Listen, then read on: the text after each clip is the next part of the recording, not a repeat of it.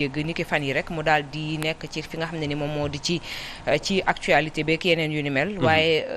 Y'en a marre ñaar ci ñoom ñu leen ciy tudd. alors li nga njëkkee wax mooy trafic de passeport diplomatique. boobu boo ko déggee. jàppal ne mooy li xew actuellement nii assemblée nationale bu Sénégal. nga xam ne ay sénégalais. la seen ay moroom. tànn voté leen ni ñu voteeree Macky Sall ne leen yéen a ñu doy ngir yor suñu kàddu ci péncu ndaw réew ma ñooñu le ndawu Sénégal yooyu mu am ci ñoom ñoo xam dañ leen a tudd ne dañoo dugg ci mbirum traficu passeport diplomatique parce que passeport man ak Aliou Sow ak Fatou bu ñu ko soxlaa dañuy dem fii ci commissariat Jëppal déposé ko am ko mais passeport diplomatique Fabel ki astafurla Coro doo dem fii ci Jëppal di ko wuti ça veut dire que ni dafa am ñu ngi ko jagleel am nu ñu koy joxee donc su fekkee ne am na ay ñu ci tudd ñu nekk député ñu nekk ministre ci am il faut ñu leeral ko te loolu justice ma nga ca di ko leeral muy mbir mu xaw a wuute ak li nga xam ne moom la ñu jàppee Kilifeu ak Simon bu Y'en a marre souvent nag dafa am benn amalgame bu ñuy créer souvent entre les deux mais man je considère que ñaari affaires yu bokkul la beneen bi mooy soo gisee man très souvent ci affaire boo xam ne dafa nekk ci loxo yoon enquêteurs yi ne ci wala juge d'instruction yore ko souvent man du ma wax trop ci li ñu tuddee le fond du dossier li ko waral mooy sama expérience bu ndaw bu tuuti bi ma am ci journalisme dafa ma jàngal lenn moo di ne très souvent di nga gis ci presse bi ñu ne dossier judiciaire a ngi nii bis boo yeewoo gis presse bi bind ne lii lañ wax enquêteurs yi lii la diw wax lii la diw wax lii la diw wax mbir ma di dox bañ dem procès bu ñu demee procès boo ñëwee taxaw doo di xool procès bi di déglu da ngay gis souvent dafa bari ca ñi chroniqueur judiciaire mën na la ko confirmer da ngay gis ne lañ doon wax ne moo ne ci PV yi ak la ñuy wax devant le juge souvent c'est complètement différent wala en tout cas c'est très différent bari na ci ay procès mën naa la ci limal bu Khalifa Babacar Sall boo xam ne li ñu doon wax ci presse bi yëpp ne moo ci am mën naa la limal bi ñu jàppee Idrissa Seck ci l'affaire des chantiers de Thiès li ñu doon bind ci presse bi yëpp ne moom la wax moom la def nangam ak nangam ak yeneen dossiers yoo xam ne jaar na fi même des dossiers de sénégalais bon y a pas de sénégalais ordinaire mais de sénégalais yoo xam ne amuñu turu Idrissa Seck wala Khalifa Sall wala Kilifeu de Y'en a marre da ngay gis ñu jàpp leen bi seen PV yi soo ko gisee ci presse bi dañ ciy bind yoo xam ne da nga naan ñii moom bu ñu leen jàppee voilà mais boo demee tribunal leneen ngay gis exemple beneen Thione Ballago Seck yàlla na ko yàlla yërëm te xaar ko àjjana biñ ko fi jàppee procès verbaux yi ñu doon génne ci presse bi mais da nga naan mais waa ji mais attends beneen affaire la mañ demee ba ci biir lañ ñu wax ay mouchoir Kleenex lañ fa fekk ak yu kenn xamul affaire yooyu donc mbir ma avant yàlla di jël bakkanam alhamdulilah seetal nañ ko am dem yoonam donc très souvent ces dossiers là man dama ci teey parce que maa ngi koy wax ak benn waaye dem ma ne ko jël vidéo filmer nit muy def nangam ak nangam du doy alkaati wala du doy juge bi àtte ça demande beaucoup d'autres choses beaucoup d'autres investigations mais loolu liggéeyu ñeneen la du liggéeyu journaliste ñu ñuy enquêteur li ma intéressé tey ci mbir mi bëgg cee wax moo di ne dama gis démb benn waay mu ne Kilifeu Simon ñi leen di défendre amuñu pour di leen défendre parce que ils ont fauté et que moom sax waajoo di wax noonu mu ne moom sax d'ailleurs mësul bëgg wala mësul gëm waa Y'en a marre ma ne jar nañu taxaw parce que li tax mooy Sénégal dañu nekk ci réew moo xam ne on peut juger Aliou Sow ne il est très bon nit ku baax la lu baax lay def mi ngi yëngu ci askan wi di xeex di kii mais bis bu Aliou Sow defee la plus petite faute non duñ ko baal ak koo ma doonal duñ la ko baal dañuy def comme si tu n'as jamais rien fait de bon te man wax dëgg yàlla bëgguma bokk ci loolu lu tax mooy man bi Y'en a marre di juddu dama ko fekke parce que dama dëkkoon Parcelles Unité 16 ñoom ñu ne ca wet ga fi ma dëkkoon man ak ñoom fi ñu nekkoon muy seen quartier général en fait du woon sax quartier général appartement wu waa kër ñoom Kilifa la woon suma juubul Kilifa wu caat ak fi ma dëkkoon ça fait juste ay 3 à 4 minutes de marche nga dem fa bis bi alkaati division des investigations criminelles ñëwee di jël si caat mii sama kanam la 17h 16h 17h lañ ko fa jël see yóbbu ne ràpp ci kaso bi Y'en a marre bi dañuy fàttali très souvent wala boog Sénégal dañuy gaaw fàtte que ni diggante 2011 jàpp 2012 lu mburu dajul ci taal ñoom daj nañ ko pour Ablaye Wade bañ a présenté waat ci élection yi xeex nañ fi ñu jàpp leen ci tali bi ñëpp di gis ñu leen di dóor ay liif ñoom Fou Malade ak ñeneen ñëpp teg seen bët alkaati yi dóor leen ba ñu nooy jàpp def ci kaso bi di leen sànni ay bombe lacrymogène boobu ñan ña leen doon tagg ñan ña leen doon tàccu mooy président Macky Sall ak ñi mu àndal tey ñëpp a ngi gis ñoom Fadel Barro ñoom Thiat ak ñoom Kilifeu ak ñeneen fi ñu leen jaarale demoon nañ ba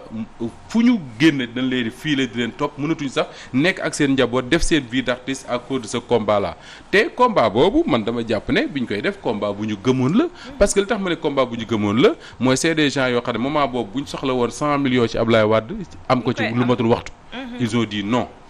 bi Ablaye Wade nekkee ci xëccoog Macky Sall entre les deux tours de la présidentielle Macky Sall dafa sol dàllam dem ba seen quartier général seen appartement boobu ñuy tuxe seen cigarette ak yooyu dem fekk leen fa toog waxtaan ak ñoom ça veut dire qu'on avait besoin d'eux à cette époque-là mieux le ministre français des affaires étrangères à l'époque su ma juumul Laurent Fabius la je ne sais plus dama ko fàtte vérifier bi may ñëw dem na ba parcelle googu fekk leen fa seeti leen fa ñoom waa Y'en a marre googu bi Macky Sall jëlee pouvoir bi mais proposé nañ leen lu nekk pour ñu dem ànd ak le pouvoir ils ont dit non ñoom dañuy des ca lañ nekkoon politique guñu donc mouvement boobu di dox ba am ñenn ci ñoom ñoo xam ne xëy na def nañ loo xam ne parce que je veux pas dire def nañ ko parce que awma guma ci la preuve j'ai vu les vidéos comme tout le monde mais ñi àtte mooy àttekat yi et suñu réew mi dañoo baaxoo nit ak luñ ko mënti teewal même bu ñu ko jàppoon en flagrant délit tant que alkaati tant que juge bi àttewu ko ba ne Moustapha mi moo def nangam dañ naan présumé innocent la amoo droit ne moo ko def yaa ngi dégg bu baax rawatina boo toogee ci plateau de télé mais li am solo mooy ñenn ci membre Y'en a marre yooyu la jàpp nañ leen ne dañoo fauté ci nangam ak nangam ça peut être vrai ça peut ne pas être vrai disons même si c'est vrai je considère que c'est pas le mouvement qui est concerné ici parce que li tax ma gëm ne c'est pas le mouvement qui est concerné ici su fekkoon ne mouvement wu Y'en a marre moo nekk ci trafic de visa wala trafic de passeport alkaati yi bu ñu dégloo Kilifeu déglu Thiat déglu Simon duñ bàyyi Thiat mu ñibbi. C'est vrai. parce que mouvement bi ñoo bi teg Aliou Sané bi nga xam ne mooy coordonnateur mouvement bi moom la ñu njëkk a jëli wala boog ñu jëli Fadel Barro bi nga xam ne moo ko nekkoon parce que Kilifeu nekkul coordonnateur Y'en a marre Simon nekku ko woon Fadel moo ko nekkoon pare jox ko Thiat mais jox ko comment il s'appelle Aliou Sané mais li am solo rek mooy pour man il faut benn ñu éviter amalgame boobu amalgame ne Kilifeu ak Thiat def nañ nangam donc ñoom ñëpp ko def mi ngi mel ni rek coro ñu ñëwoon Walfadjri gi jàpp Moustapha Diop ci nangam ne Walfadjri gépp ñoo ko def alors que Moustapha boobu magum jëmm la majeur et vacciné mën a génn fii dem defe ay tooxi doonaam ba doyal ñëw defaat liggéeyam comme si de rien n'était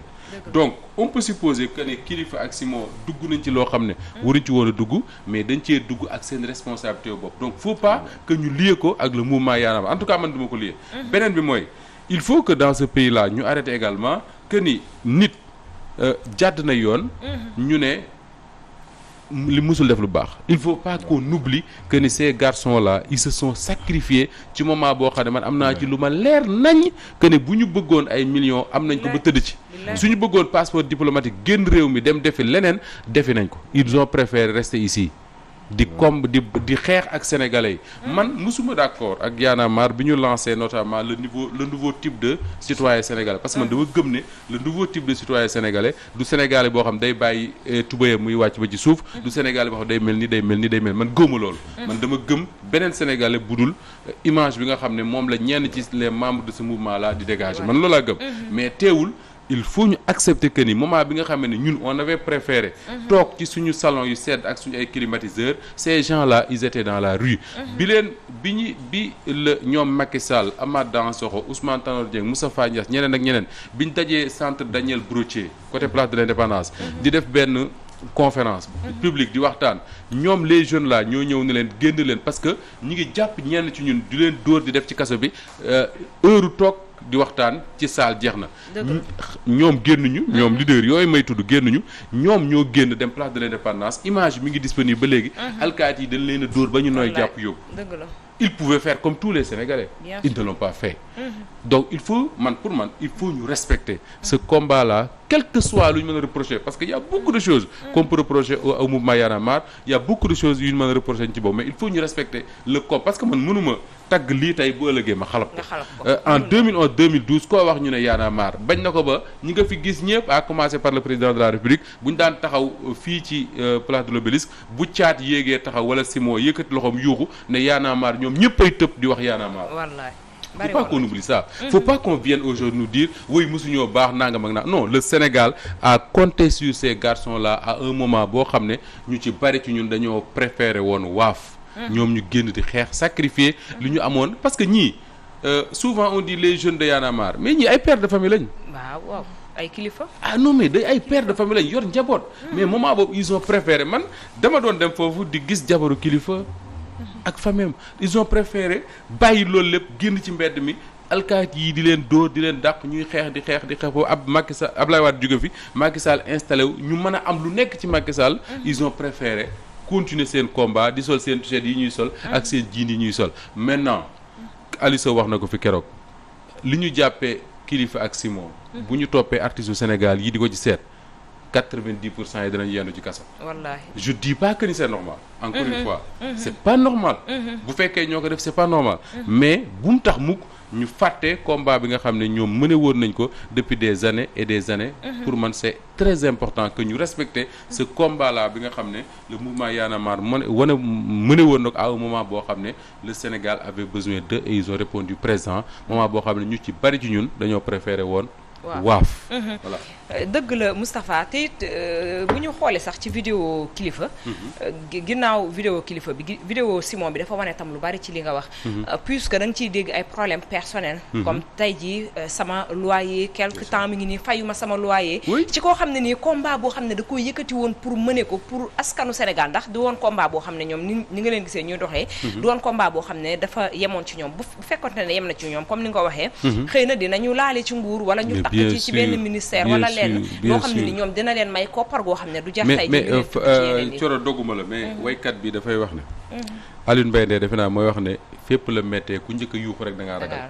wolof ne li gor di doxaale su la ko waxoon nga sëngeem gis nga bari na ñoo xam ne fii ñi ngi leen di gis yaa ngi leen di gis plateau télé bu nekk ñu woo leen ñu dem bu ñu ñëw paasu taxi sax amuñu ko pour dem te ces jeunes là muy Simon di Thiat di ñeneen ak ñeneen li ñu def pour que Macky Sall ñëw au pouvoir wala boog pour Abdoulaye Wade jóge fi bari na ñoo xam ne tey jii ñi ngi dawal ay 4x4 50 millions 30 millions di leen romb di leen sonobe ils n'ont pas fait la moitié dégg nga baax na ma ils n'ont pas fait la moitié te bu leen neexoon di rang ci ñooñu ñu leen jox xaalis parce que ñooñu soxla nañ ñu ñëw ci ñoom ñu leen jox xaalis ils ne l'ont pas fait ils ont fait peut-être des choses yoo xam ne moi je considère que ni buñ ko defee waruñu koo def mais man du tax mukk ñu ne non bu man na leen sax xalab ci li ñu def mais nañ leen xalab ci li ñu def nañ leen critiquer ci li Simon def ak li Kilifeu def su fekkee ñoo ko def mais bu ñu wax mukk ne woy le mouvement Y en a marre de toute façon noonu lañ mës a mel non je suis désolé man j'ai habité avec eux dëkk mu woon ak ñoom ci benn appartement mais ñoo bokkoon benn koñ dama fa doon dem di ñibbi sama kër di leen parce que je connais très bien Fadel Barro qui est journaliste comme moi je connais très bien Aliou Sané qui est journaliste comme moi mënoon nañ def comme ñun journaliste ni ñu def toog ci plateau télé di wax ils ont dit non ñoom ils vont mener le combat sur le terrain et ça man day je le respecterai pour toujours est-ce que war nañ leen a fàtte Aliou Sow est-ce que jëf ji nga xam ne ni tey jii jëfal nañ ko Sénégal lii rek war na mën a tax ñu jël ko teg ko ne ba di leen des fois nga gis ñu leen di linger ci surtout ci internet beeg yooyu est-ce que jamono ji amuñu soxlawuñu tamit Sénégal yi ñu doon taxaw leen ci mbir yi ñu nekk waruñu leen fàtte te kenn du leen fàtte ndax mënuñu leen fàtte ndax dañu doon ay acteurs ci deuxième alternance bi nga xam ne moom moo am ci réew mi donc c'est impossible mais c'est très difficile parce que voilà Y en a marre un grand mouvement politique boo xam ne franchement man d'habitude je reste froid dans mes réflexions mais pour ce coup-ci je suis très embêté parce qu'il s'agit d'un garçon que j'aime beaucoup et yaa ngi wax lu am solo sànq bi ngeen di ñëw ci mbirum ñoom seen dundin seen vie bi nga xam ne day difficile des fois parce que c'est des gens certainement qui sont connus qui ont une certaine popularité mais qui vivent assez moyennement. Ouais. Et pour pas dire même difficilement. Et je pense que ni mooy li ma doon mës a wax rek Moussa je crois que mos naa ko wax Simon ci plateau Grand Dîner ma ne ko il faut ngeen assumer seen responsabilité yéen ngeen bokk si ñiy téye nguur gi parce que dafa am loo xam ne da ngeen ci dugg te assumer wu leen ko en mon sens jusqu'au bout parce que vous ne devez pas être là pour que soutenir des gens. Vous devez avoir des responsabilités pour yóbbu ay nit au pouvoir parce que ñooñu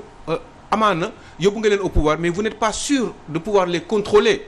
perpétuellement parce que mënu leen ko te am na yoo xam ne di ngeen ko gis ci biir bu ñu nekkee ci nguur gi di ngeen leen ci critiquer te bu boobaa ñoom du ñu ànd ak yéen parce que képp ku nekk ci nguur da ngay changer d'attitude. Donc comme loolu dafa nar a am nag yéen moi je pense que ni ce que je vous aurais conseillé mooy ngeen dugg ci biir assumer seen yëpp am ay responsabilités bu dee ay direction wala ay poste de députation ngeen assumer ko bokk ci nguur gi di liggéeyal Sénégal di leen fay parce que li ngeen def nii dafa war a continuer concrètement mënu leen continuer rek di ay machin ay kii sa gox ak yu demee noonu loolu mënu ko ne il faut que ngeen assumer concrètement seen responsabilité te loolu dina leen tax ngeen continuer liggéey bi ngeen di def te mu baax torop ci Sénégalais yi mu continuer di nekk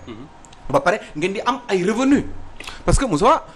je vous assure ces gens ils n'ont pas beaucoup de revenus. non mais lu leer nga wax. dañuy te kenn mënu leen indemniser parce que ça serait à peu près injuste. un peu injuste par rapport ak état. yaa ngi dégg à moins que ñu may leen mais may bi sax baaxul parce que ku la may sax ku la ëmb sax. ëmb sa sutura. donc li ñu war a def du woon dara lu assumer seen responsabilité bokk ci nguur gi am ay poste député am ay direction nekk ci réew mi am ay poste ministériel pourquoi pas comme moo tax ma leen def ngeen erreur bi leen Macky Sall proposé mbir mi da ngeen waroon bokk ci biir xam bi di continuer di ko critiquer am le même comportement bu ñu leen dàqee bu boobaa ñu xam ne dàq nañ leen waaye ngeen ñëw taxaw croiser les bras ne yéen bëgg leen ci bokk man xaw ma yan raison moo taxoon ñu ne ñoom duñ ci bokk parce que ils sont Y'en a marre ils peuvent être des chanteurs mais ils peuvent être des députés en même temps am nañu Ouganda un monsieur qui pratiquement nee na moo gagné élection présidentielle comment il s'appelle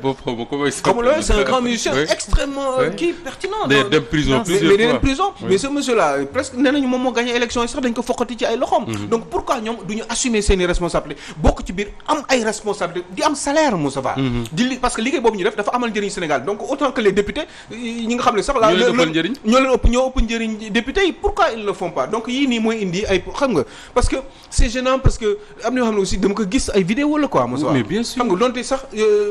tribunal moom mooy décider en dernier ressort mais da nga si teg sa bët mais est-ce que du situation moom mooy tax parce que bon ça me prend la tête quoi xam nga lu tax parce que mën nga jàppale man bëgg naa nit ngay jàppale nit pour mu dem tugal mais boo koy échanger parce que bu ma xamee nit ñi di bëgg dem France nit ñi dajalee ca alal pour ak seen waajur yi di ko dajale pour jox leen ko ñoom pour ñu mën a am visa pour dem dóori waar man xaw ma peut-être yàlla moo xam lu mu def mais wax dëgg yàlla man loolu man rus naa di ko échanger avec de l'argent mais bien sûr mais en même temps est-ce que su ma nekkoon ci ay problème dëgg-dëgg Moustapha est-ce que du ma ko def. non c'est une bonne question parce que li ma nekkul ci c'est une bonne question xam nga dama dugg démb c'est une digression là dama dugg démb ci benn banque. fekk fa benn coow bu baree bari parce que benn waaye dafa ñëw ñu fay ko chèque xaw ma. mu manqué 10 000 mu ne il faut banque bi delloo ko.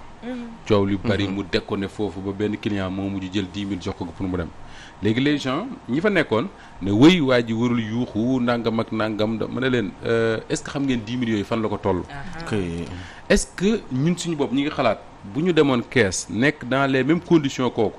ñu 10 000 manqué ci quelle sera notre réaction. est-ce que ñu ngi koy xalaat c'est-à-dire que souvent ñun dañuy juger nit ñi sans ñu jéem a xool dans quelle situation la ñu nekk pour poser tel acte. Parfois Aliou Sow c'est très gênant c'est très compliqué c'est très difficile. gis nga et très souvent ñun Sénégal dafa jafe dafa metti soo xoolee le mouvement Y'en a marre pendant toute la période bi ñu séparé juste fin 2010 jëm 2011 ba 2012 ba bi Ablaye Wade di jóge ci nguur gi. ils ont été dans tous les combats. bi Ablaye Wade demee ñu préféré dem seen camp quelqu'un comme Youssou Ndour par exemple il a participé au combat. mais dafa jeex mu dem assumer wàllam. bravo. est-ce que loolu génn na ko ci tam. mais mu dem assumer wàllam. les gens ont compris ou n'ont pas compris mais il a fait ce qu'il avait à faire mais tu te mets à la place de Y'en a marre ils se disent si on avait fait ça les gens allaient dire oui. ils ont mené le combat juste pour jariñu mais loolu Aliou Sow gis nga Sénégal tant que ñi ngi xalaatee noonu ce sera très compliqué benn waaye daf ne ma woy journalistes yi dañ doon xeex Ablaye Wade jóge fi ñu ci bari ci ñoom dem ànd ak Macky Sall ma ne ko mais c'est leur droit. c'est leur droit nekk ci presse ba mu neex la nga bàyyi ko dem ànd nguur. di liggéey. l'essentiel mooy à partir du moment où tu es avec le pouvoir on te considère man je te considère plus comme un journaliste. Tu fais ton travail de communicant ou d'autres choses et les journalistes continuent à faire leur travail de journaliste. C'est aussi simple que ça. Mais réew mi dafa difficile. Le Sénégal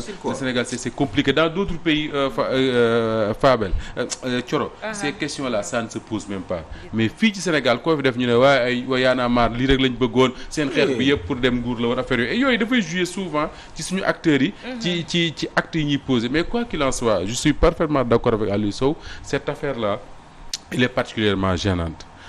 pour ñëpp ñi nga xam ne dañoo gëm le combat de Y'en a marre le combat de Simon le combat de Kilifeu pour ne pas faire d'amalgame parce que souvent dama koy wax ne on attend beaucoup trop des gens yi nga xam ne soit dañuy politique wala dañuy way wala dañuy nekk ay sëriñ wala dañu nekk ne en tout cas les gens yi nga xam ne ils ont accès à la parole publique comme ni ma ko wax très souvent mooy ñi nga xam ne dañuy wax ñu leen di dégg parfois on attend trop d'eux di fàtte ne Aliou Sow mii toog ci micro di wax moom ak waa ji ñuy seetaan ñoo yem donc même bëgg-bëgg yi la même société bi la nit kese la su génnee fii day defi ay mbiram yoo xam ne xëy na bu ñu ko ci fekkoon gàcce am nga ne yii kii nekkati ñemen def lu mel ni pourquoi parce que doomu aadama dong la c'est pas pour rien d'ailleurs que jàngikat yi di wax ne yàlla borom bi moo naan la boo tooñee gaawal tuub mu jéggal la parce que xam na ne tu n'es pas parfait soo parfait woon doo tooñ tey jii c'est pas pour rien que dans les démocraties modernes ñuy tabax maison d'arrêt et de correction pourquoi parce que dañu bëgg bu Moustapha jàdde yoon ñu yóbbu ko fa redresser ko mu dellu ci yoon pourquoi pour lui donner une nouvelle chance bu bokkaat ci société bi malheureusement nag suñu maison d'arrêt yi du rôle boobu la ñuy jouer mais quoi qu'il en soit li am solo mooy xam ne ay doomu aadama donc lañ c'est pas des gens parfaits et nan nga mën a comprendre tey man ak ñeneen ñu mel ne man on s'acharne sur Kilifeu ak Simon en oubliant que ni fàtte que ni y a un député de la République du Sénégal élu député di takk couleur nationale du Sénégal ñu jàpp ko ci trafic de billets de banque mi ngi doxi soxlaam mieux que ça mi ngi ci plateau télé yi di xas nit ñi non est-ce que Thioro mën nga comprendre te politiquement tamit mu ngi taxaw di dëggal boppam non mais mi ngi ci plateau yi di xas nit ñi naan day nekk candidat ak fii est-ce que xel man j'aimerais bien que les magistrats sénégalais nous expliquent ça parce que parfois je me dis man xëy na li ma jàngul droit moo tax am na yoo xam ne mënu ma ko comprendre dama koy xalaat ci xalaatu xelu journaliste rek mais mënu ma comprendre Simon ak Kilifeu ne ci kaso bi mënuma comprendre suñu naataangoo bi Pape Ndiaye def ñetti weer ci kaso bi alors que un député de la République du Sénégal la gendarme yi jàpp comme nii sama loxo bi teewe kudd gi loxo ci poos ak ay faux billets mi ngi doxi soxla mi ngi ci plateau télé yi di xas gor ñi di xas gor ñi ne day nekk candidat tey jii mënuma comprendre depuis pratiquement 2 semaines 3 semaines on nous parle de passeport diplomatique tudd ci ay député ñëpp xam leen identifier leen ba léegi ñi ngi doxi seen soxla Assemblée nationale ba léegi poségul benn acte par rapport à ça ñi war a saisir assemblée ba léegi poséguñ benn acte par rapport à ça pendant ce temps là moo tax démb nee naa benn waaye nañu def attention parce que nee na wéy comme Aliou Sow li mu wax sànq man ma wax loolu keneen wax loolu mooy wéy on a vu les vidéos gis nañ vidéos yi gis nañ li ñu def donc mënuñu leen défendre mais les choses sont parfois plus complexes que ni ñu ko yaakaare plus complexe que ni ñu ko yaakaare tey jii nii autant on peut dire gis nañ ay vidéos autant on peut dire gis nañ ay actes de mariage yoo xam ne dafa lié ay député ak ay nit ñoo xam ne xamuñu leen du journal bind na fi ne député yooyu marié nañ 13 fois ak ay jigéen pour ñu am passeport diplomatique 14 ak ay jigéen pour ñu am passeport diplomatique binduñu fi ne am nañ ay kayitu juddu yu ñu defal ay acte de naissance yu ñu defal ñoo xam ne juruñu leen pour ñu am passeport diplomatique billaay te xaalis moo ko lal xaalis lu koy lal lu des 4 et des 3 millions lu koy lal lu xaalis pendant ce temps-là qu'est-ce qu'on a fait on a pris Simon ak Y'en a marre def ci kaso parce que comme le dit Aliou Sow te bi lee feeñee ginnaaw bi lee feeñee lañu woo Kilifeu entendre Kilifeu ci kaw ba pare Moustapha am na leneen lu ciy lëndëm li ciy lëndëm mooy nee nañu Thierno mi nga xam ne tey jii moom moo tax vidéo yooyu tey génn moom moo jaay ay xaritam Thierno moomu ba tey jii dañu fàtte ne mi ngi ci biir li nga xam ne moom moo di kaso bi bi ñu jàppee Kilifeu après bi ñu xamee passeport diplomatique yooyu ñu doon trafiqué ak ñi nga xam ne ñoom ñoo député yi man si je me trompe pas ci ginnaaw gi la ñu woowi Kilifeu n'est-ce pas. waaw donc ci ginnaaw gi tam la ñu woowi Simon ñëw pour laaj am na sax ñu ne waa ji dañ ko jëlee prison pour mu ñëw porter plainte. merci beaucoup. donc foofu amul lu ci lëndëm. Aliou Sow moom kay forcément Thioro. bu xel xam nga xel na kenn du ko tënk. am naa benn tante bu daan wax xel demal fu la neex. waaw mais xel moom yenn saa yi mu dox loo xam ne yow sa bopp da ngay jaaxle quoi. tu te poses beaucoup de questions. ni mbir yi coïncidence bi ni mu demee ni ñu jàppee ñii franchement je veux pas m'aventurer dans ça parce que wax naa sànq ne dossier judiciaire dafa compliqué commenter parce que doo xam ne nekk ci biir yëpp mais on a le droit quand même de se poser les questions. et on se pose beaucoup de questions gis nga Aliou Sow suñu réew mi dafa am ay mbir yu fiy jaar de plusieurs années et souvent ñun Sénégalais on tombe dans ce piège là te duñu def attention gis nga bi ñu jàppee Khalifa Sall ñu bari dañ ne oui Khalifa Sall a fauté parce que warul def loolu un maire ne doit pas nangam ak nangam ñu def ci kaso bi Karim Wade avant ñu dem ba ci biir nga gis yeneen Sénégalais ñoo xam dañu ne ci espace public bi ñu jàpp leen ci ay affaires parfois c'est des affaires qui ont un caractère privé ñu ne non waruñu koo def ñu jàpp leen ba ci kaawu Pape Ndiaye mii bi ñu ko jàppee y a beaucoup qui ont dit oui Pape Ndiaye n'a pas le droit de faire ça nangam ak naam ñu jàpp def ci kaso bi on fait comme si c'est des cas privés yu justice war a traiter sans rien sans intervention sans rien nañ bàyyi justice def liggéeyam et tout gis nga bàyyi justice def liggéeyam googu Coro yàlla na la amiin yàlla na la ump keneen parce que bis boo demee bañ ne la niib naan nañ bàyyi justice def liggéeyam di nga yàgg ci kaso bi parce que justice am na fi cas yu bari yu fi taxaw yu mu war a def liggéeyam defu ko toog di xool kaaw Bougazeli bii député boobu ci la bokk ba léegi ba justice ban liggéeyam la ci def ak yeneen kaaw ak yeneen cas yoo xam ne tudd nañ ko ci réew mi fii la ñu tudd un DG bu doon gérer une société nationale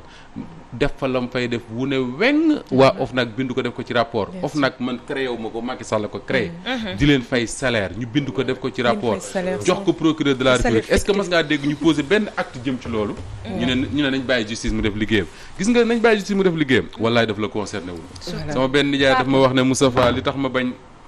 dem commissariat mooy lan ma ne ko mu ne ma boo fa xasee dugg dañ lay lijjanti rek mais dootoo lijjanti sa bopp billaay bis boo duggee ci loxo ñii yàlla nañu ump bis boo duggee seen loxo bañ teel a di nga boo déggee nit ñi naan nañ bàyyi justice mu def liggéeyam da nga mer trop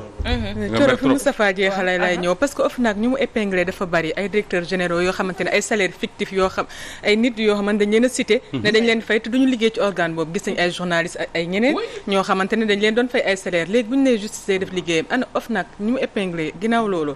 lan moo ci am après gisul amul benn issue ci affaire boobu donc kon OFNAC ARMP man sax may fàttali bu faatu bi Abdoulaye Wade nekkee président de la République et ça quelque part je me dis méritu régime Wade la woon au moins parce que Wade bi nekkee kii nu ñu koy waxee sax président am na ay DG yoo xam ne des rapports dañ leen épinglé woon mais kaso lañ dem ci PDS lañu bokk c'était am na sax ñoo xam ne c'était les plus grands financiers du PDS comme jàll na ba ñu ngi seen njaboot bëgguma cee tudd kenn mais ñii seetaan xam nañ ne am na ay DG yoo xam ne des proches de Wade yoo xam ne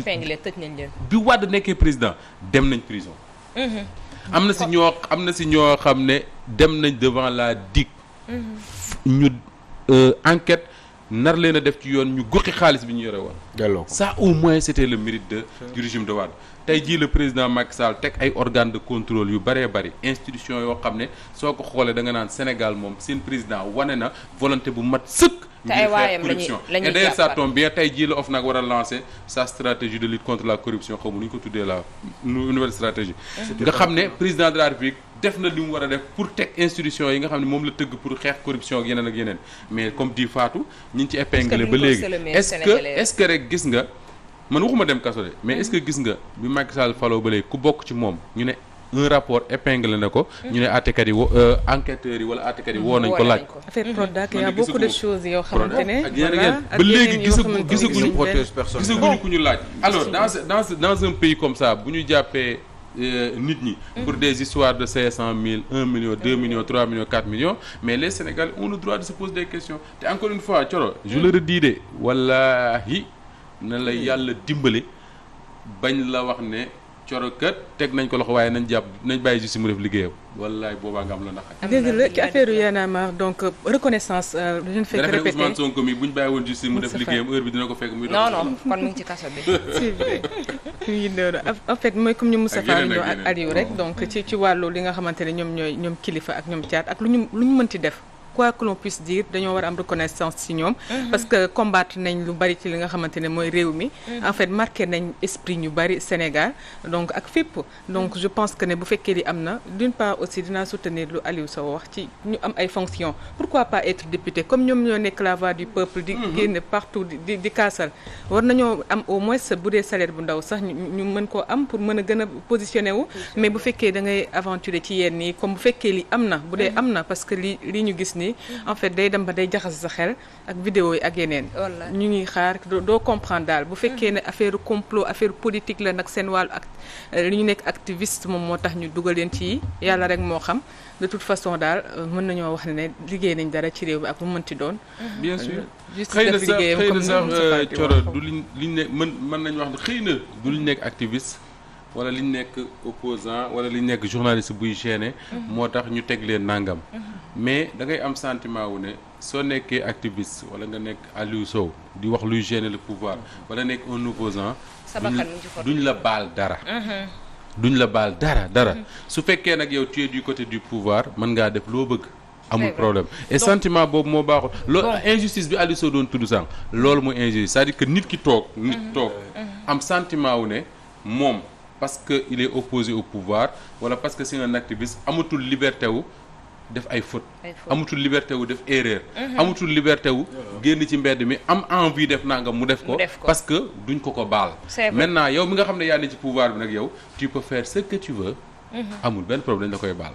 dëgg wér damay gis nga ma daaneel ci leen d'ailleurs ñu ngi je crois que c'est madame Ndiaye la suñu benn téléspectatrice bu baax fidèle de Walfadjri moo wax ne c'est effectivement Laurent Fabius moo demoon seeti waa Y'en a marre et que Hillary Clinton même recevoir woon na waa Y'en a marre ça veut dire que ni am na lu ñu tekki quand même gis nga très souvent ci loolu laay jeexale gis nga caat mi am nga bi Abdoulaye Wade nekkee ci nguur gi caat taxaw na fii ci caat d'ailleurs je la na mooy suñu invité ci Penco ce soir caat taxaw na fii ci place de l'Obélisque am wax yu mu yëkkati jëmale ko ci Abdoulaye Wade wax yu ñagas alkaati man fa la mu fekk ne ko niip yóbbu ci kaso bi yóbbu commissariat central téye ko fa garde à vue déféré ko war ko yóbbu devant le parquet ñu war a yóbbu kaso gis nga caat mi bu dul woon procureur Ousmane Diagne te j'espère que Ousmane Diagne mi ngi may dégg moom la Serigne Bassirou Gueye mi remplacé gis nga bu doon Ousmane Diagne caat ci kaso bi la jëm procureur ci boppam moo tax caat demul kaso et loolu dañ koy fàtte loolu yàggul ça date pas du siècle dernier quand même c'était en 2010 man ba tey fi may taxaw mooy 2011 depuis boobu yaakaar naa ne député yi nga xam ne tey jii wax nañ tudd nañ leen ci passeport diplomatique yi nga xam ne tey jii dañ ko falsifié yaakaar naa ñoom ñoo war a gën a soxal askan bi que ñi nga xam ne ñoom ñooy mouvement Y'en a marre te depuis que information yi mi ngi génn Aliou Sow Y'en a marre ngay gis ñu nekk ci kanam alors que bi vidéo kilifa yi génnee dañ ci wax benn laps de temps après ñu bàyyi affaire bi mais bi ñu jàppee bi ñu tuddee député yi la information bi gën a law mais ni mu lawee mooy que Y'en a marre rek la ñëpp fixé que ñoom ñoo fautif alors que député yi nga xam ne tey ñoom lañ bukki suñuy alal di leen jox ak yooyu ba tey jii ñun xamuñu kenn jëliwu leen kenn neewuli assemblée nationale la mu war a defu ko en plus ci kaw ay information yoo xam ne ni am nañ ko mu wërte wóor moom mi nga xam ne moom mooy Thierno Diallo mi nga xam ne tey jii moom moo filmé Simon moom moo filmé na yeneen ay responsable yoo xam ne fii ci biir réew mi ay kilifa yoo xam ne nii ay vidéo yi nga xam comme ni mu yoree vidéo Simon yor vidéo kilifa noonu la yoree vidéo yeneen ci ay responsable moo xam ci nguur moo xam ci feneen ak feneen yoo xam ne ni moom il paraît mi ngi ci téléphone am léegi ñooñu yor téléphone ki nga xam ne moom mooy waa ji ñoom xam nañ ne yooyu vidéo mi ngi ci comme ni vidéo kilifa ak keneen nekkee lan moo tax tam ñu choisir génne vidéo kilifa parce que Thierno Diallo dafa yoroon ay maison de passe yoo xam ne nii ay kilifa dañ ko doon bala ñuy découvrir ki nga xam ne moom mooy Thierno Diallo après lii nga xam ne moom moo ëmb information boobu yëpp après dina gën a yaatu ci kaw Thierno Diallo ak lan la doon doxalee ak ñi nga xam ne tey jii ñoom la séqaloon mbir mi donc am na yeneen ay vidéo yoo xam ne mi ngi ci biir portable boobu kan moo génne yooyu les vidéos ak lan moo tax ñu nëbb yi les vidéos génne yeneen vidéo loolu tam des questions yi loo xam ne nit ñi ñu ngi koy demandé ñi nga xam ne ñoom ñoo jege Thierno ñi nga xam ne ñoom ñoo xamoon Thierno ay definam ak waxinam doon na séq ak ay kilifa loo xam ne nii ci néeg la woon ak feneen loo xam ne comme ni mu ko séqee ak ñoom kilifa ak ñoom kii ndax ñooñ sax mën nga ne seeni ay xarit lañ mais après la ñuy xam kan mooy Thierno parce que information dina gën a law te lii ma ci wax du dañ bu soobee yàlla bu fekkente ne ñoom ñi yor téléphone bi ñoom ñi yor téléphone boobu ak ñi koy génne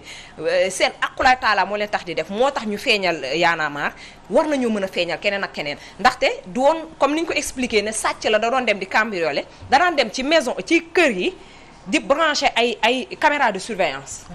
Aliou Sow day ñëw balaa muy ñëw damay fexe dem simuler cambriolage pour mën fa place ay caméra de surveillance donc kooku xel bi ko yàlla joxoon pour mu def loolu yor na ay yeneen vidéo yoo xam ne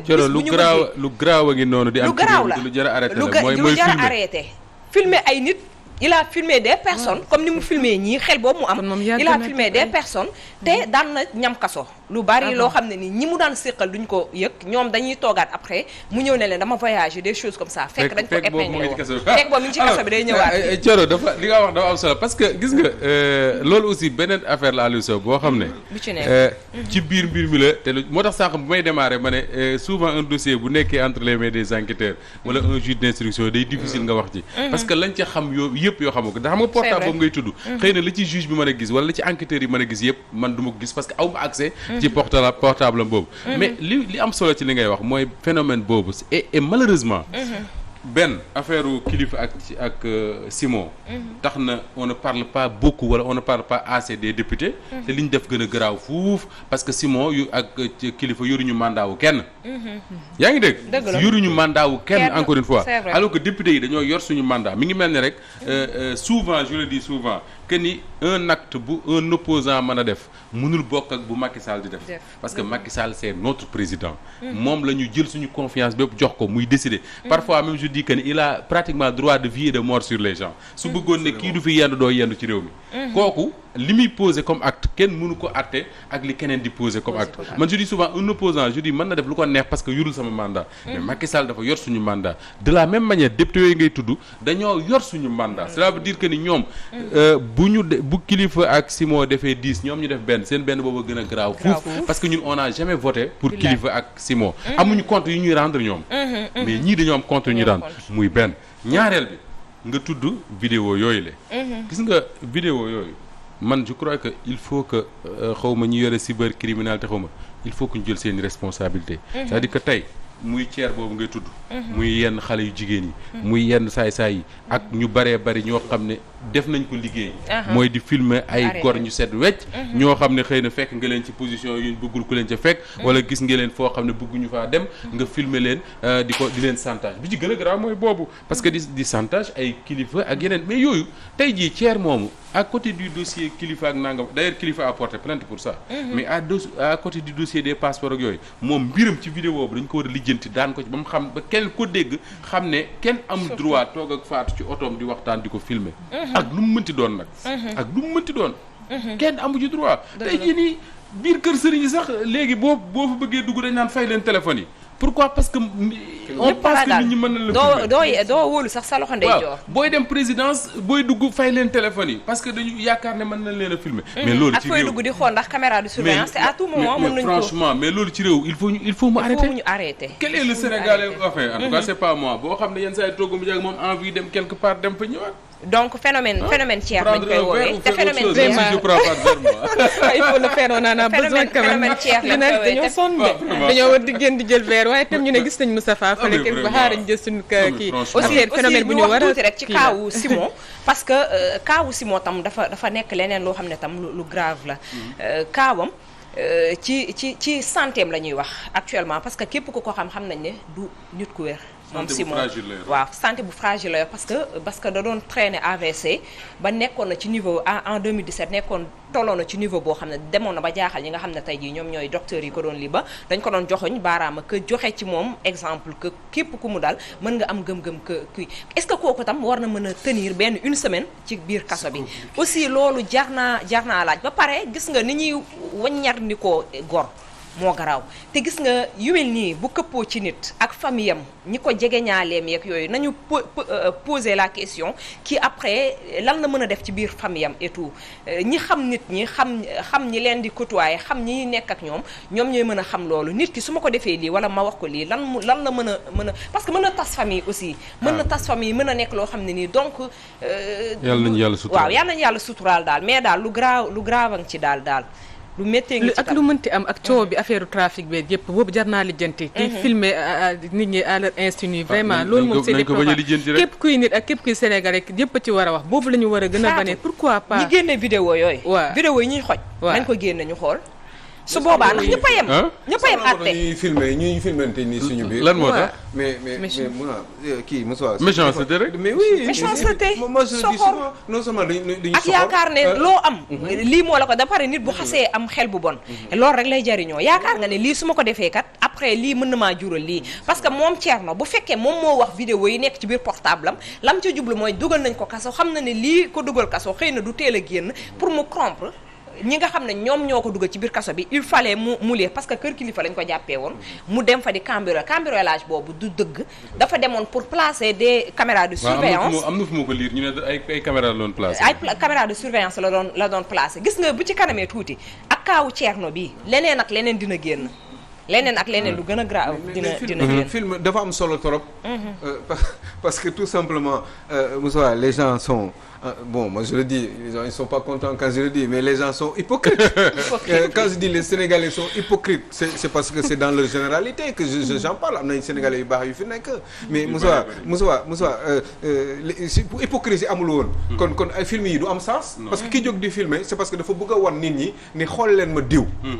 mi ngeen yaakaar ne nii la mel en fait melul noonu neneen la mel waaye bu ñëpp normaloon nit bu normal ak sa ay erreur am ak ay qualité am ak ay défaut mais kon film du am importance c'est parce que aussi au Sénégal on a des hypocrites ici en général parce que les gens ki lay mën a solal ñetti abdou solal la tagalal la wala machin wala yoral la kurus bu mag kooku li muy wane nii ci public melu noonu bu ñëpp wane woon nu ñu mel dëgg mais yàlla moo njëkk a suturaal nit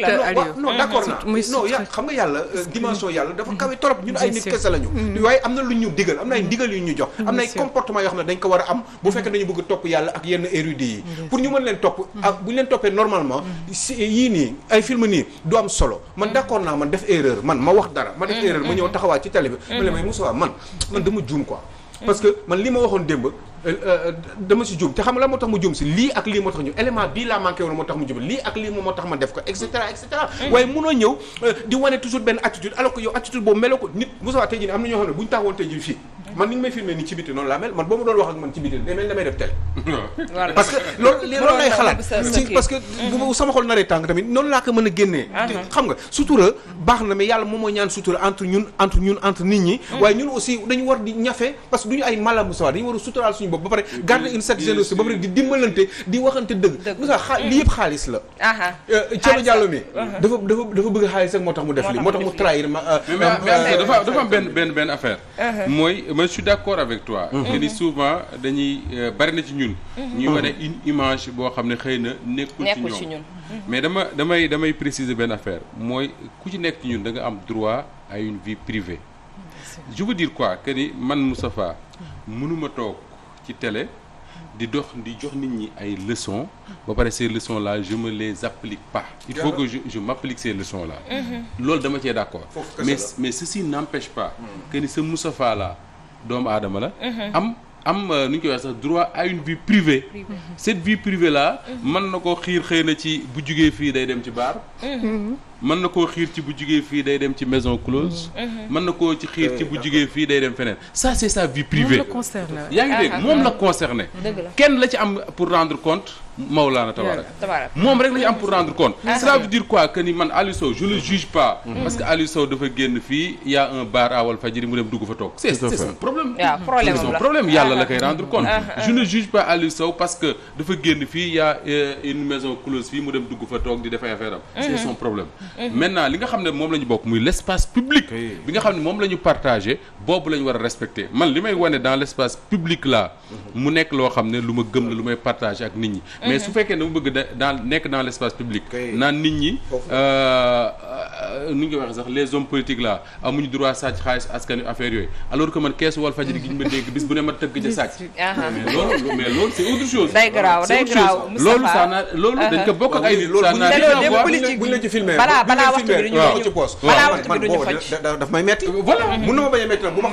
balaa waxtu bi duñu xoj parce que am nañu xalaatuma ko ci nit ki forcément balaa waxtu bi duñu xoj man à chaque fois ça me gêne enfin ça me gêne parce que bëgguma sax mu dal ma. mais à chaque fois su ma gisee ñu naan diw mii de dañ ko filmer muy def nangam ak nangam man dama naa mais attends du sama yoon. alors xëy na moom liñ ko filmer mu koy def. man je fais pire. dañ ma filmé wul rek. filmé wul dëgg la. nee na Serigne Touba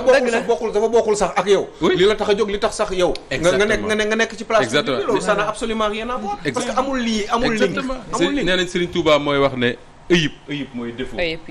booy xool ci nit rek ba di ko wax. soo ko xoolee gis ko sa bopp. wallaahi nga bàyyi ko te toog lijjanti sa bopp. loolu mooy li am dëgg wér balaa waxtu bi duñu xoj ñu jàll ci beneen sujet bi. parce que très rapidement waaw. coalition de l'opposition la ñuy waxtaane ndax ku ci nekk gis na coalition yi nga xam ne nii juddu na waaye kaawu Thierno Alassane Sall jar nañu taxaw ci Moustapha. alors li tax ñu bëgg cee taxaw mooy vendredi dernier Aliou Sow mi ngi fi woon. dañ ci doon wax on avait beaucoup discuté de ça. et que on s'interrogeait, on se posait des questions, on était même très critique sur le fait que Thierno Alassane Sall ni ñu ko xamee li mu fi wax yëpp ak li mu fi bind parce qu'il a écrit un livre bu ñu tuddee confidence d'un ancien ministre du pétrole protocole de l'Élysée confidence d'un ancien ministre sénégalais du pétrole wax ci li mu xalaat sur la gestion de Wade ak régime affaire yooyu ñu ne su fekkee ne c'est Thierno Alassane Sall la moom moo ñëwaat bëgg a bokk même coalition ak le PDS forcément on se pose des questions et je disais vendredi que ne su fekkee ne ñoom noonu lañ def amatuñu pour di critiquer ñoo xam ne dañ ne woon ñoom du ñu ànd ak ñu nekk ci système ba pare wëlbatiku di ànd ak ñoom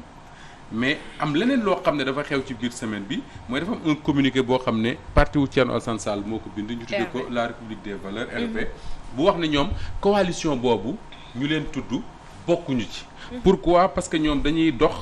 pour la construire un vrai pôle alternatif ancré sur l'éthique et la citoyenneté éthique ak citoyenneté mooy li nga xam ne moom la Thierno Alassane Sall mas di défendre man ma liiree loolu j'ai dit mais ça c'est le mérite quand même de Thierno Alassane Sall de dire que je reste sur la ligne bi nga xam ne moom laa tracé woon depuis toujours donc mënuma ànd coalition ak ñooñ nga xam ne il considère peut-être que ni éthique ak bi muy woote moom nekkul ci ñoom parce que dans un passé récent il écrivait que ni justement éthique boobu nekkul ci ñoom après il y a eu un autre communiqué boo xam ne waa CRD ñoo ko bind muy le congrès la Résistance démocratique bi nga xam ne ñoom la Thierno Alassane Sall bokk li ñu préciser mooy parti wu Thierno Alassane Sall ak mouvement wu waa ji ñu tuddee Juge Dem ñoom ñëpp d'accord nañ pour bokk ci biir coalition boobu xëy na coow dafa am ils ont fait machine arrière comme on dit wala boog ñu daw en tout cas li communiqué bi wax mooy bokkoon nañ ci et que ils étaient partants pour ànd ak waa PDS et tout ma ne même bu fekkee loolu la moi je considère que comme a dit Aliou Sow tout à l'heure wax dara tu te rends compte après que ni tu n'aurais pas dû dire ça parce que tu n'avais pas tous les paramètres wala boog dégg nga critique nit ñi nga wàññeeku loolu aussi méritu Thierno Alassane Sall ak son parti mais quoi qu'il en soit il faudrait ñu retenir que ni moom parti wax nañ ne bokkuñ ci coalition boobu pour telle ou telle autre raison et ça je considère que c'est important maintenant il faudrait pas également que ñu considérer que ni dans ce pays là il y a des Sénégalais bons mooy Sénégalais yi nga xam ne musuñu bokk ci nguur Senghor. bokkuñu ci bu Diouf bokkuñu ci bu Wade bokkuñu ci Macky Sall. on considère que ñooñu c'est de bons Sénégalais et que tous les Sénégalais yi nga xam ne bokkoon nañ ci nguuru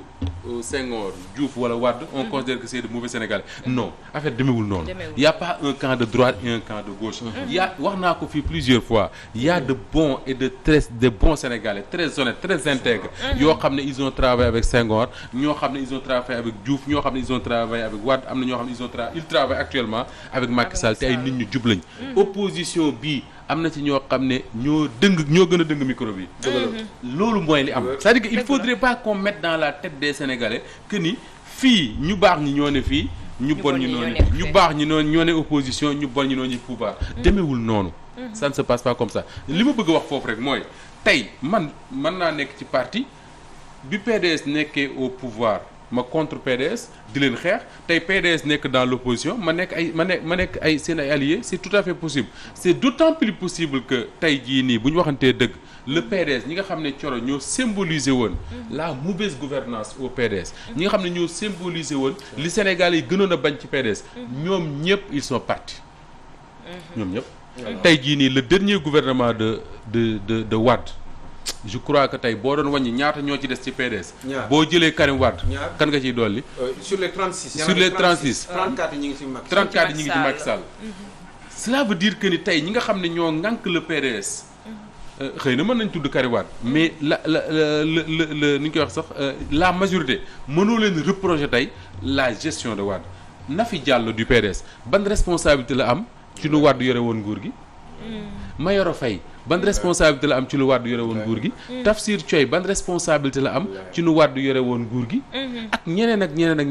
ñu ma mënta lim ñooñu tey man je préfère dem allier ak ñoom que allier ak ñoo xam ne y a quelques mois wala y a quelques semaines ils nous disaient que Macky Sall moo fi gën.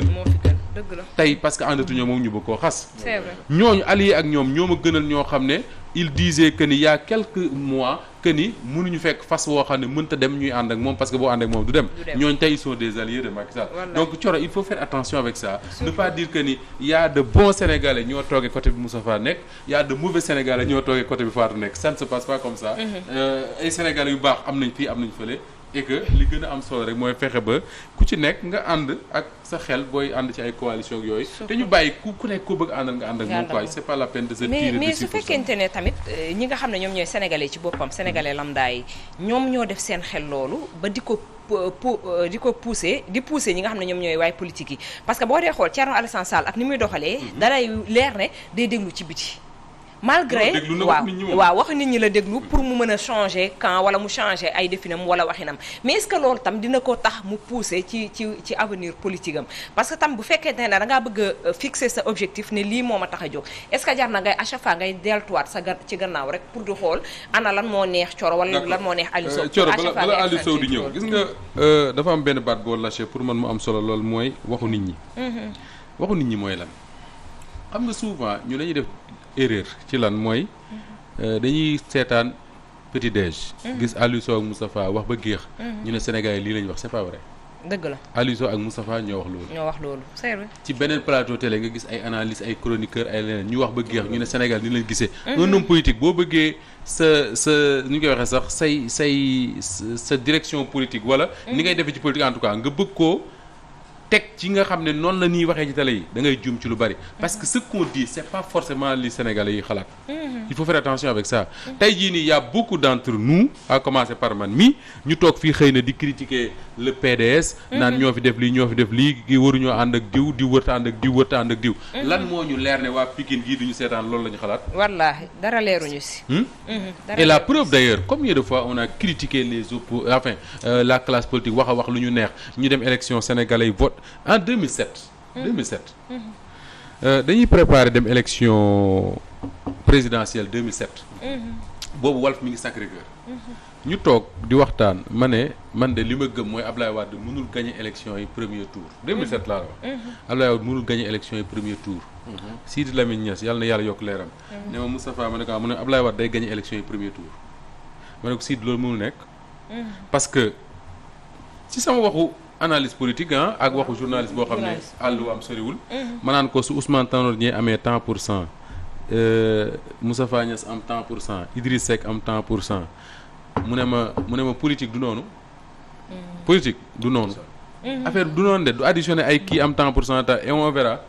lu xew 2007 premier tour Abdoulaye Wade gagné élection yi ñu naan jinne yee ko voté rek ku nekk Sénégalais ñoo voté. voilà ça te prouve que ni c'est pas li ñuy wax ci antenne ci télé yeeg rajo yi c'est vrai. ça peut formater une opinion. c'est vrai mais ça se limite à ça. ce que les Sénégalais pensent ñoom rek ñoo ko xam. te il l'exprime bu ñu demee élection rapidement balaa waxtu bi di ñu gën a xëcc Aliou Sow par rapport ak kaawu Thierno Alassane Sall. mais oui mais bon xam nga man leen rek la bëgg muy leer en général moom mooy nit li muy wax. na ko wóor mu wóor dans le sens mu am intime conviction que loolu lu baax la. moom nit na def loolu. waaye comme nit kese la te dafa am ay limites. te yàlla rek ko dul juum. bu fekkee ne erreur dafa am. war na mën dellusiwaat taxaw mu ne lii laa waxoon démb. lii laa wax tey am na li tax ma waxoon démb lii c'est parce que éléments yi laa jàppoon. li tax ma wax lii tey ji nag dafa am ay éléments yu bees yoo xam ne man xaw ma ko woon. wala maîtriser wu ma ko woon moom moo ñëw yokk ci man. moo tax tey ma gisee ni nii ak nii la demee. moo tax ma jóg tey taxaw jàkkaarloog yéen. pour wax leen ni fii laa juumoo. waaye li ma mënul nangu kay. moom mooy nga wax dara ba signé ko ci ay béréb ak ay wax ko ak say nit. peuple bi jóg yuuxu. yow nga dellu ginnaaw bind leneen loo xam ne nekkul. ça veut dire que encore une fois il y a toujours de la triche. te man façon nit boobu wax dëgg yàlla Moussa man damay am problème parce que dama ne. kii tey jii nii mun na ma wax dara tey. ëllëg mu wax ma leneen. c'est vrai donc man. sous la pression mu wax la leneen. sous la pression mu wax ma leneen. wala tey ma jox ko dara mu war koo def mu doon luy dëgg loo xam ne intérêt réew mi la. mais si quelque pression que ce soit pour ses propres intérêts. mu reculer changer te ñun dañu tàmm di wax lu tax ñu naan pourtant lii la ñu promettroon diw tas na suñu yaakaar. lu tax Sénégal ñu am moo boobu. tas yaakaar. mais yaakaar waruñu ko tas. waruñu ko tas dëgg la même bu fekkee ni sax li nga wax defuloo ko.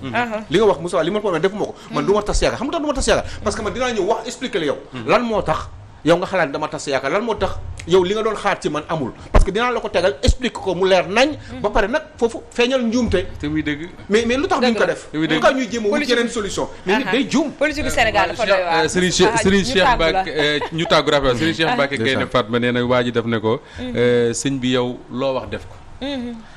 sëñ bi Mbacke yow loo wax def ko mu ne ko loo wax def ko de yàlla rek ko mën. mais lu ma narul du ma ko wax. wallaahi. c'est important c'est-à-dire que on peut prendre des engagements. mais yàlla mën na def.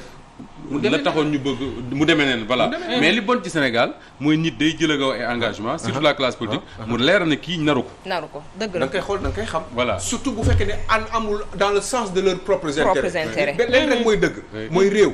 boo yoree dara nga moom réew mi nga téye réew mi ñu dénk la ko jox la alal injustice warul am lépp lu nga war a yor da nga ko war a séddale ba population yi yëpp ci seen bopp ce n'est pas le cas te xam naa ne loolu la ñuy xaar ci ñoom xëy na dina am ñoo xam ne ni tey jii ci noonu la ñuy doxalee dañuy dem rek daal di jëli suñu publicité ak ñi nga xam ne ñoom ñooy suñu sponsor yi taamoo ànd ak ñun